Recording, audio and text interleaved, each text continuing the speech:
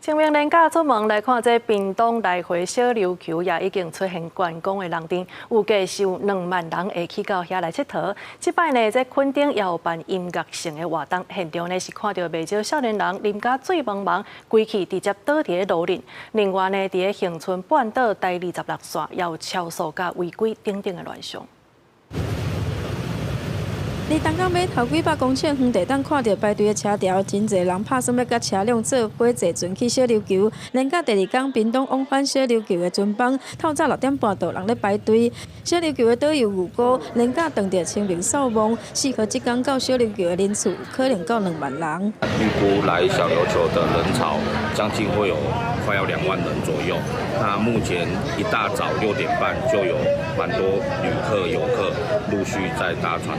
往返小琉球的船班几乎拢客满，上少半点钟才坐着船。垦丁嘛，伫即届连假出现真侪游客，因为台湾节为3日开始连续3天伫个垦丁台湾游憩区登场。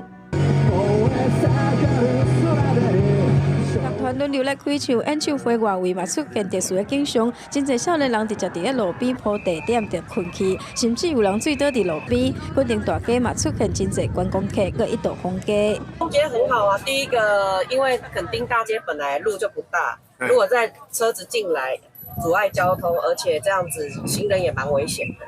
屏东县警察局嘛伫恒春地区加强处理酒后塞车、危险驾驶，还有非法改装的车辆。